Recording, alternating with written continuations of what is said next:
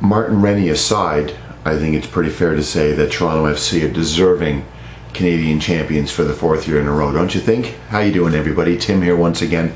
View from the South Stands, coming to you, of course, Wednesday evening after Toronto FC's wonderful, enjoyable, and, as I stated off the top, well-deserving win to salt away the fourth consecutive Voyageurs Cup and the fourth year of going into the CONCACAF Champions League, which is going to be a little different this year. Last year, the year before, and the year before that, when last year we played the team from Nicaragua. Before that, of course, it was Amado Guevara's team from Honduras. Before that, we lost to the Puerto Rico Islanders. We had to go into a qualifying stage to make it into the group stage. That doesn't happen anymore. TFC is in the group stage. We should be hearing from CONCACAF in the coming days as to which group TFC finds itself in, and which teams from either MLS, Mexico, the Caribbean, or Central America they're going to be playing to hopefully get into the knockout stages again the way we did this year. Now, in spite of an 0-9 millstone around their neck, TFC did what they had to do. They went to Montreal and played horribly ugly, got a result. They came back. Montreal was defeated at BMO Field. TFC deservedly gets into the final. They go to Vancouver. They play ugly. They play defensive. They play a relatively strong road game by Toronto FC standards. They score an away goal. They get a result. They come home, and I think it's very fair to say that on the aggregate, they were the better team over the 180 minutes. Vancouver has nobody to blame but themselves for not putting TFC to the sword, in my humble opinion. And in spite of that 0-9 millstone, I think the Reds really dug deep and played exceptionally well as a team. I don't think anybody on Toronto FC played poorly tonight, other than that little 60-second piece of insanity on the part of Julian de Guzman that led to a red card. Throwing an opponent to the ground is enough for a red card. Putting your hand to the face of an opponent who made a meal of it and dropped like he was assassinated by some sniper up on the clock tower, notwithstanding, is enough to get you red carded. And he did both of those things, and he got red carded and sent off. Luckily for Toronto FC, Sebastian Letou did enough apparently to earn a second yellow and a red on the aggregate, and he got sent off as well. And then TFC actually had a lot of room to play, and some of the players that I like to call the beasts, that's how I was describing them last night at the stadium, really took control. Reggie Lamb, the goal scorer, played really, really well. Ashton Morgan was an absolute beast tonight, defensively and offensively. He did a lot of the legwork that led to Reggie Lamb's goal.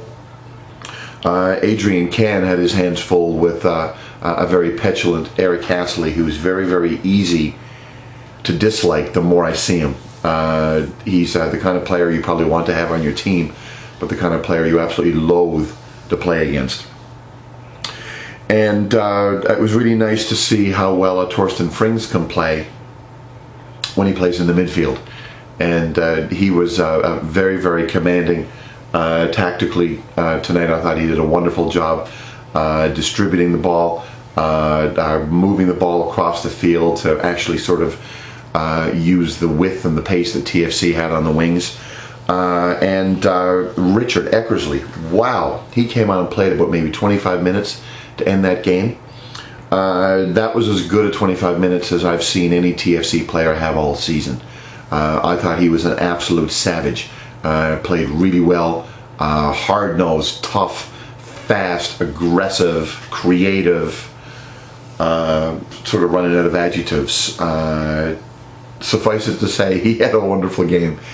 And I think he's gone a long way towards maybe earning a place back in the starting 11.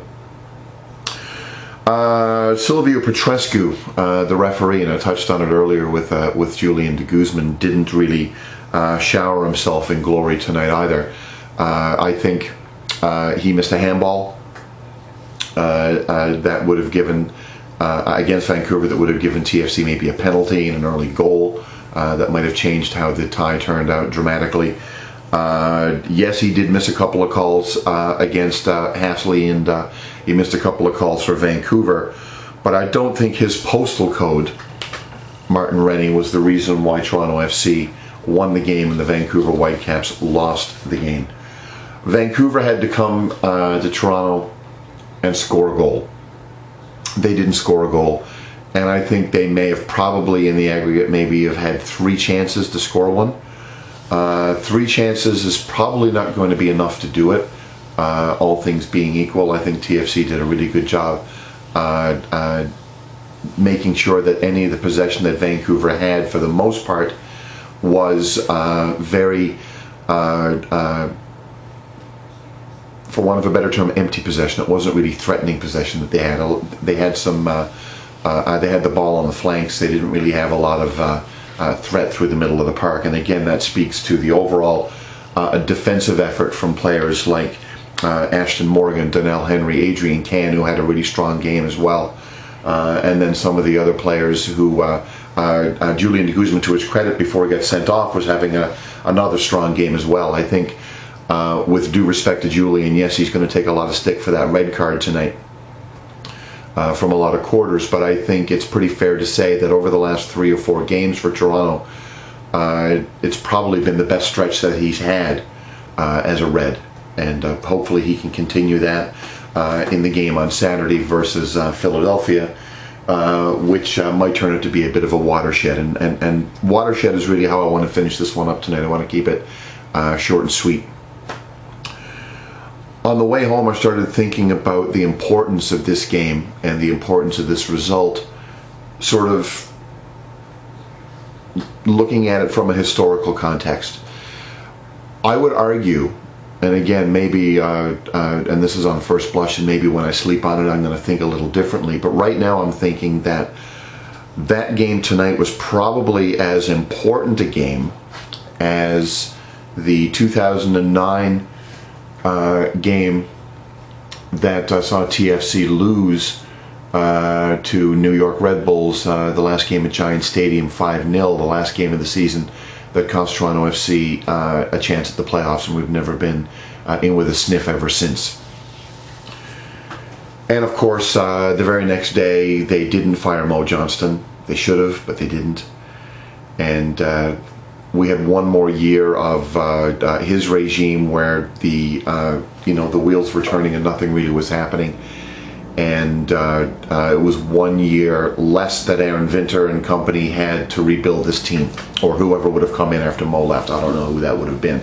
Anyway, that was a real true watershed moment for this team, because the opportunity to really sort of start fresh was missed.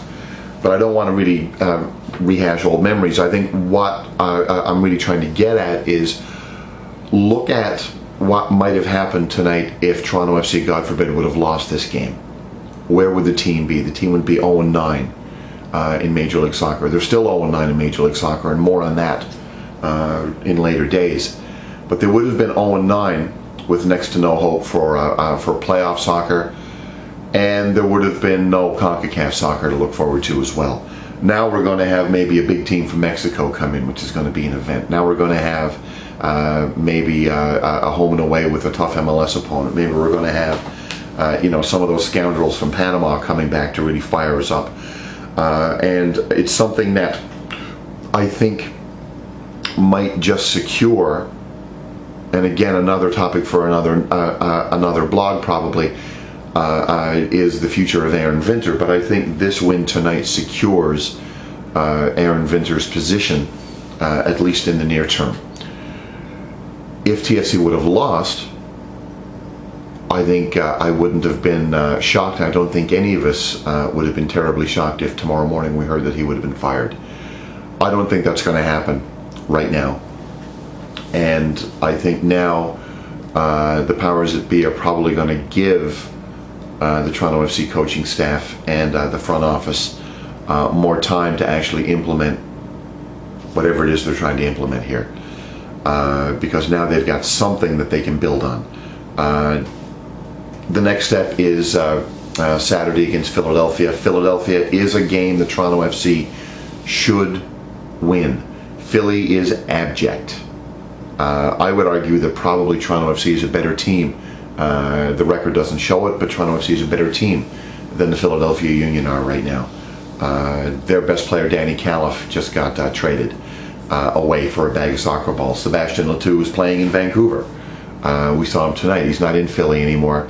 So two of their best players from 2011, when they came in and embarrassed the Reds, are long gone out of town. They haven't really replaced them with anybody other than Freddie Adu, who hasn't been much of an impact player either for Philly. So the watershed comes and goes. The Reds win. The fans were in full voice tonight, and it was really wonderful to see a lot of happy faces tonight for the first time that I've seen them happy all season. And you can definitely count me as one of those happy faces as well. I want to thank you very much for watching. I'll have another video blog up after the game on Saturday. And tomorrow, when I get a chance, I took a lot of video at the game tonight from the stands, including when the players came over with the trophy. So I'm going to be editing that and putting that up on YouTube and posting it on the blog as well. So I hope you get a chance to look at that one as well, as we look back upon a fourth successful Voyageurs Cup campaign for Toronto FC. Thank you again so much for watching. Come on, you Reds. We'll see you in the stands on Saturday. Cheers.